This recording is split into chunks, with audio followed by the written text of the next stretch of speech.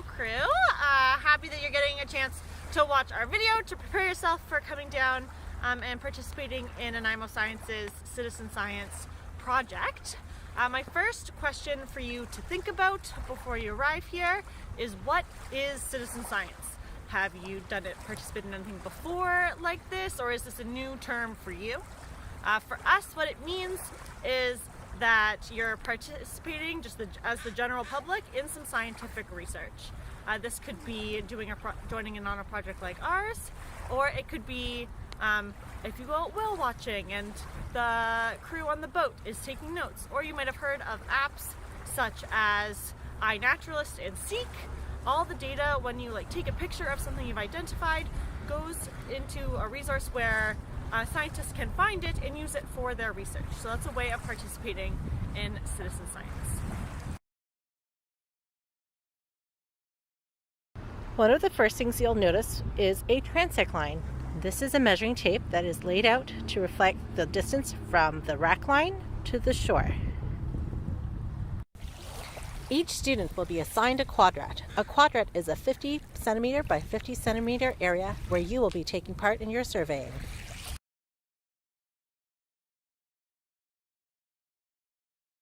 Project today is we are doing a survey for bivalves. So a bivalve is a mollusk that has two shells. So they've got one on the top and one on the bottom. They're bivalves. So this could be clams, mussels, oysters, are all in the bivalve class. Specifically, we are looking for an invasive species of bivalve known as the varnish clam. So an invasive species, it has two main rules. It has to not be originally from here, and then once it arrives, they tend to take over the area and can be harmful to other creatures that are living in that space.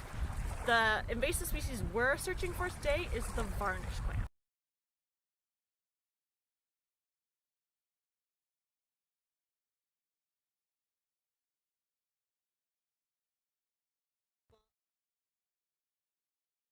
The varnish clam is originally from Southeast Asia, Korea, China, and southern Japan, and it arrived in BC, or was first discovered in BC in the 1990s.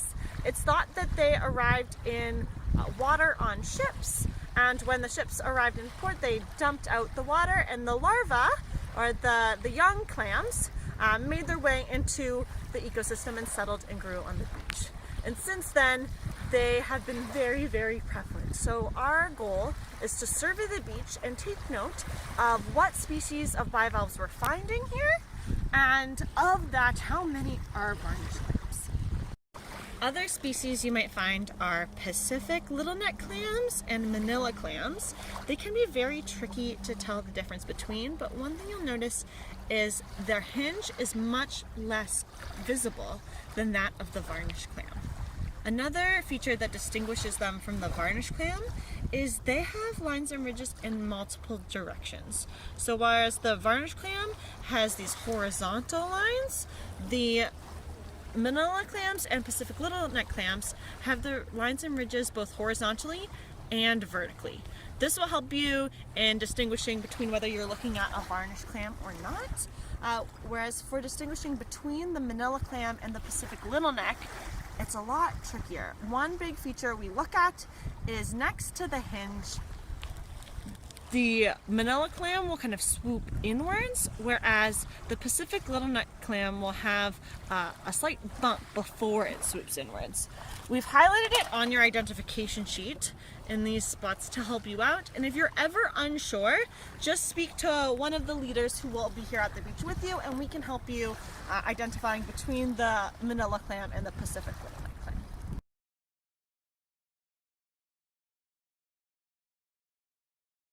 So you may be wondering, how are we going to search for our bivalves? We use two main methods for this search. The first is called a transect. Our transect tape runs from the top of the beach, where when the water is at high tide, it deposits seaweed and logs and debris, and this is known as the rack line. And our transect runs from this rack line all the way down towards the water.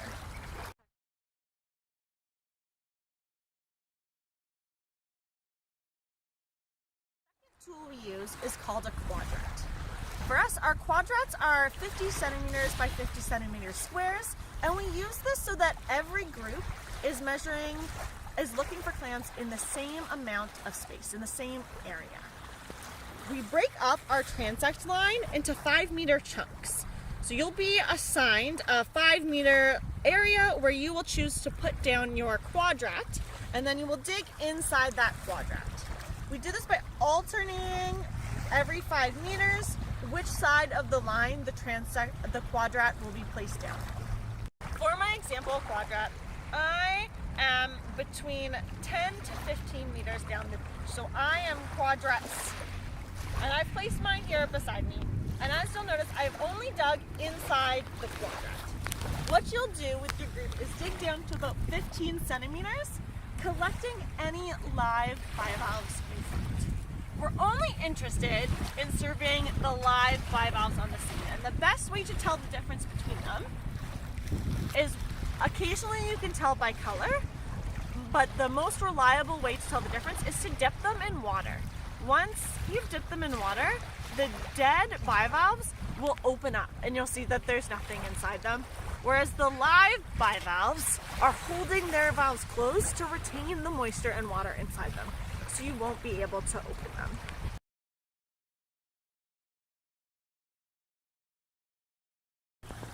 Once you've dug through your quadrat and extracted your bivalves, you want to sort them by species. So in my instance, I have 2 varnish clams and 1 oyster.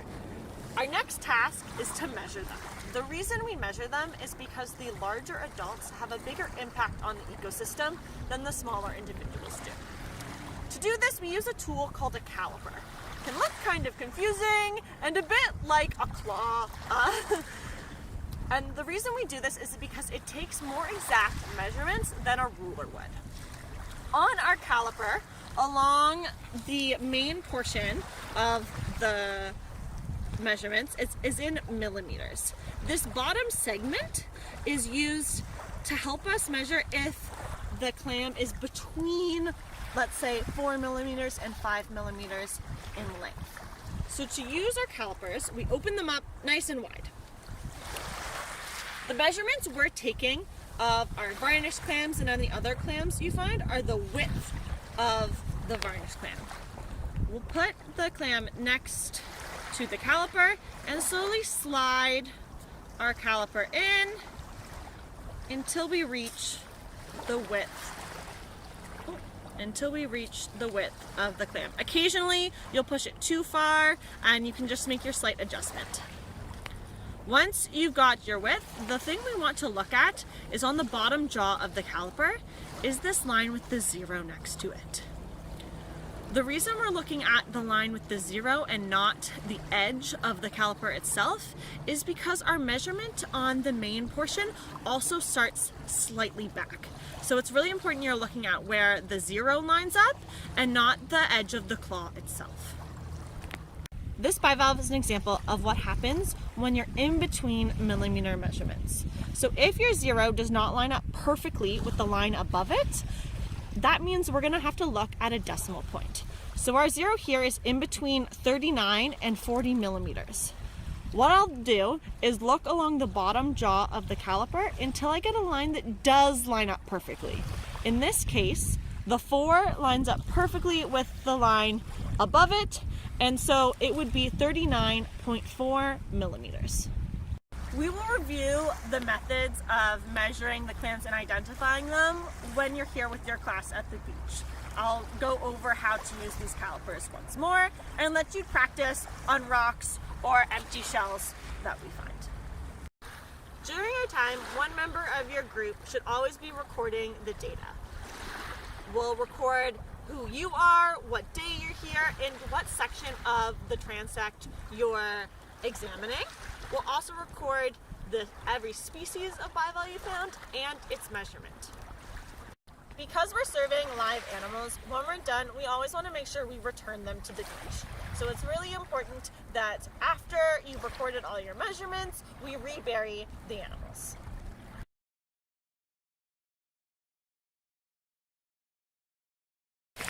Nanaimo Science will provide you and your students with all the materials required for this activity. That includes shovels, calipers, containers to hold the specimens, quadrats, kneeling boards, and materials to record your information. Please make sure to come dressed appropriately for the weather. This is an activity that can be a little bit colder than normal, especially when your hands are going to be wet. So we recommend wearing rubber boots and bringing gloves. The area of the science curriculum that this project focuses on are the curricular competencies. Making observations in familiar and unfamiliar contexts, observing, measuring, and recording using the appropriate tools, and interpreting the local environment.